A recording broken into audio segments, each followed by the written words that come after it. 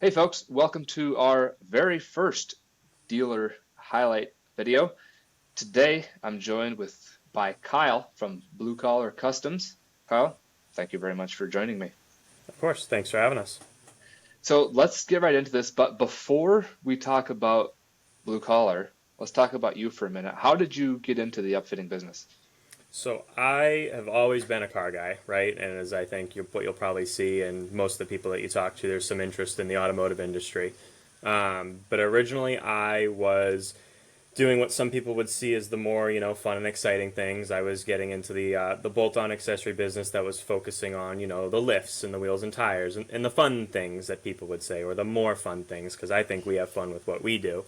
Um, my 12 volt background started with uh, car stereos and speakers and things like that. And then as that market shrunk, I progressed more into that same skill set, electrical mechanical, of strobe lights, and still keeping that bolt-on equipment, but focusing more on that commercial truck side of things because there was a bigger market there.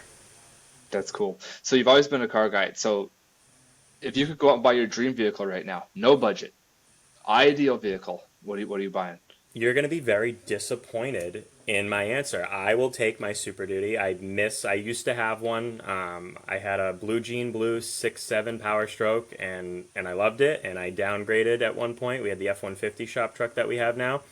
I'd go buy it again. I really would. I loved that truck. I don't need anything really fancy like that. I love my, it's not work truck white at that point. It was dark blue, but I would take that back in a heartbeat. Nothing really fun and exciting answer for me on that one.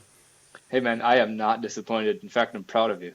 So if I'm gonna buy mine, it's like a mid 90s 7.3, four Oh, door, long box, manual transmission. I would take that over a Porsche or Lamborghini every single time. 100% agree. Yep.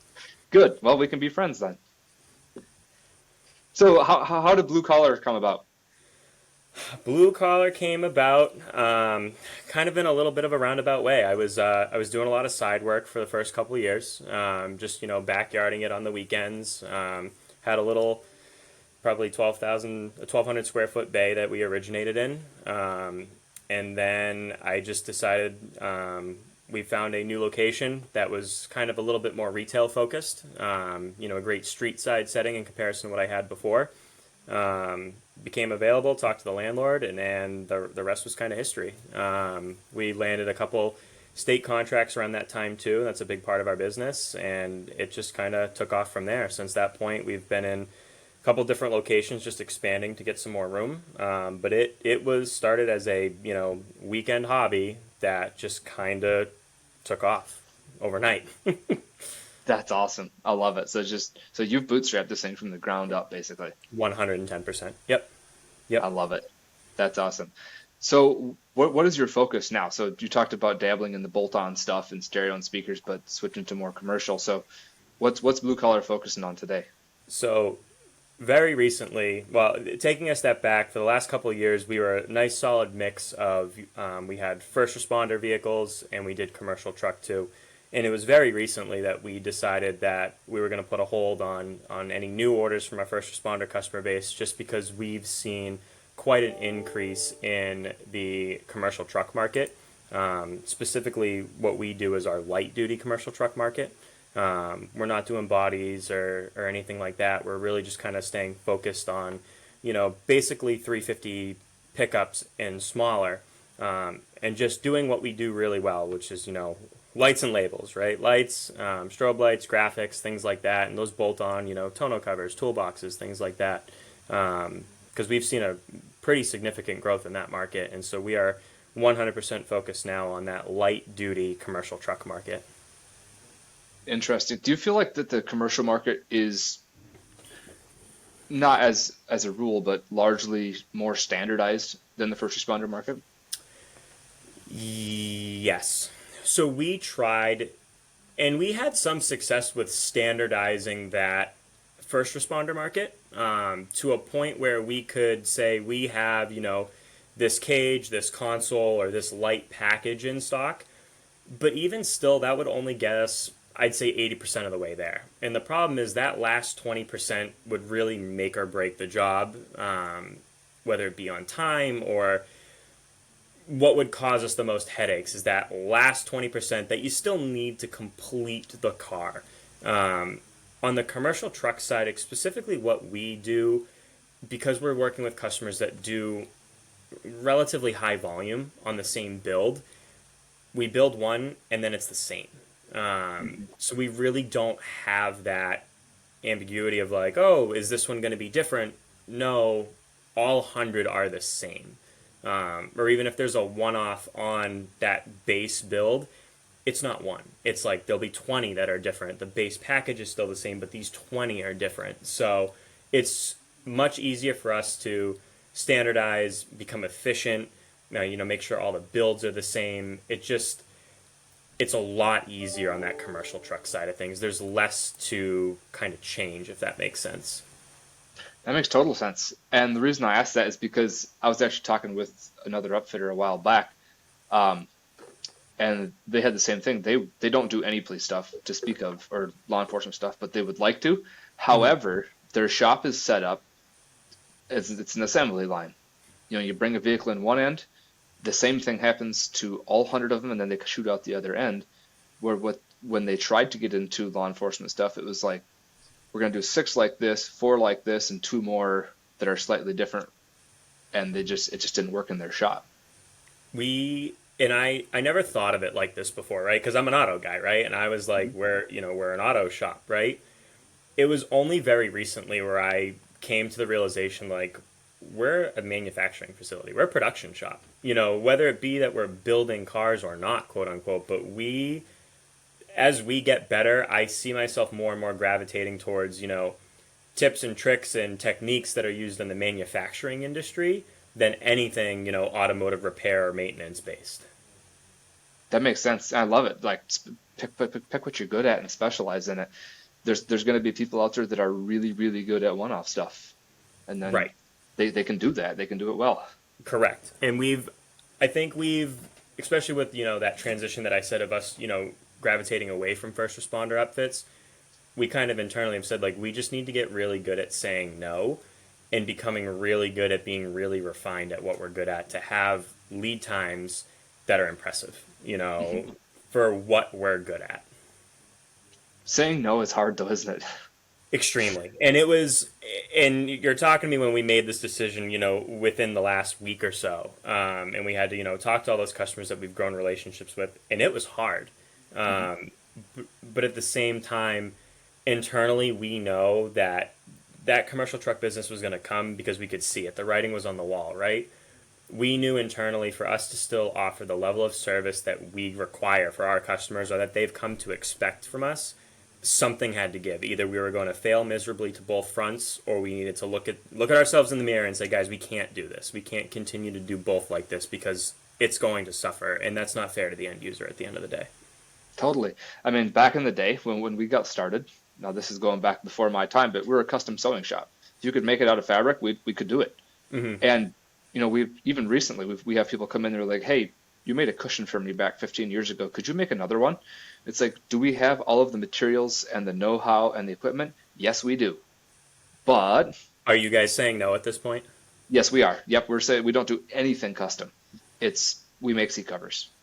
And it's like, sure, we know how to make a cushion, but it screws up the stuff Everything that else we're in good the at. product. Right. Yep, yep. And it's hard So to no, say no to those people that, helped build the business 15 years ago. exactly. I feel for the people on your team that have to have those conversations with those customers because we're doing Hmm. that, within the last couple of weeks, and it's tough. It really is. Yeah, but thankfully, most people are like, "Hey, I understand. I don't like it, but I understand. Good to Right. go." Congratulations, good for you guys, type of thing. Yeah. Yeah, we've Yep. had a couple of those too, which is reassuring. Means we're Like doing something right at the end of the they're day. like, "Congratulations, good for you. Thanks for letting me down." A couple of those. There's a couple of those. Yep. So from the backyard to earlier, you'd mentioned you're in a new facility now. You've obviously built a lot of vehicles, bolted a lot of stuff on. Any particular projects come to mind that you're particularly proud to have in your portfolio? That's so hard because you're playing favorites at that point, right? I mean, Hmm. we have a couple of big name customers. We play a lot in that kind of public utility in our area. We have a flagship customer that we do a lot for. Some of their, and they're not really competitors because it's kind of territorial. Some of those others have reached out to us and we've started beginning those conversations. Um, I just think it's really cool from my perspective to know what I started from, right? Know where we were 4 years ago on paper, um, to now and carrying some of these bigger names. That's just cool to us. For me to see driving around in my town, right?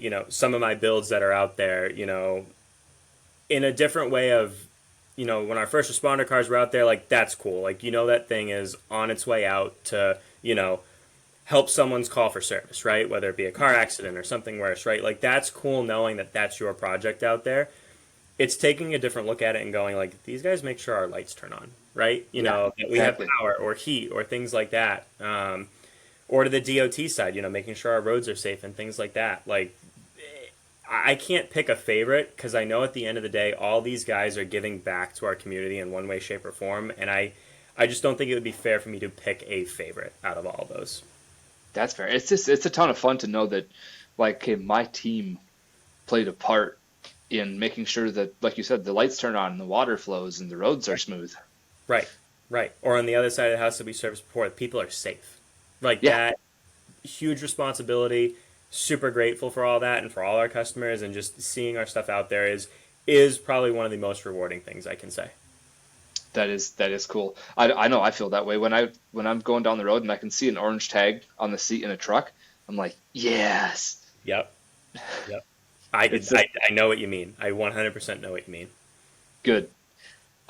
All right, switching gears a little bit. So you've been in the industry for quite a while. You know what's good, you know what's a struggle, because if we're being honest, every industry has its struggles. We If you do. could wave a magic wand over the whole upfitting industry, what would you make happen or not happen? I would love to not go through another COVID couple years. And I'll not go through one with you. and I mean, just from everything we talked about, and I think recently I haven't used the excuse, and it's not even an excuse. It's still a reality sometimes. Like COVID has messed some things up. Um, I think we're coming out of that, which is nice. I would love to wave my magic wand and know that we'll never have to experience anything that shakes up the market like that ever again. Um, but on the flip side, I mean, I don't think I could wave a magic wand and ask for a better group of people that we already work with. I do have to say, in your team included, like we work with some great manufacturers, and I wouldn't trade those guys for the world. Like I absolutely love the industry that we're in. The partners that we use, I think are second to none. I really just there was nothing. If I could change anything, there's nothing I would change about the partners that we've created, both on the customer side and on the manufacturer side. I just there isn't a better group of people to work with. That's awesome, and I appreciate that, and I back you up on that, especially on the customer side. Like being able to work with blue collar Americans on a day-to-day basis. It's like Best thing ever. I don't Best thing ever. know exactly. I can't think of another customer base I would rather have. I So couldn't agree more. good. Before we wrap this up, what are you super excited about for 2025?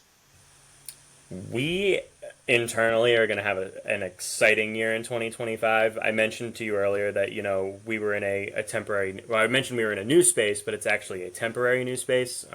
We're going to have our own building going up next year. We're hoping to be in Q4 of next year. So we just have some really big kind of internal projects that we're working on. That building. We have an internal custom program that we're going to use for how we run the business. In the name to be more efficient, like we talked about. Um, we just have some really internal things that are going to be really exciting for us in 2025. And at the end of the day, all designed to help us better serve the end user. So we have some cool things going on inside. Um, we'll see the new model years for things like that, new builds that will come through and things like that. And those are all exciting. But our big exciting things are going to be some internal blue collar stuff, which we're looking forward to. That's fantastic, and congratulations on that. I mean, Thank you. like you said, going from nights and weekends in the backyard to putting up your own building, like that's the American dream right there, It is. baby. It is, and a dream come true. So we are super excited about it. Fantastic. Well, hey, I'm excited for it too. That's everything for me, and I want to tell you thank you for agreeing Appreciate to it. be our very first dealer highlight. Yeah, thanks for the opportunity. It was a good time. I enjoyed it. Can't wait to see it. Good. Me too.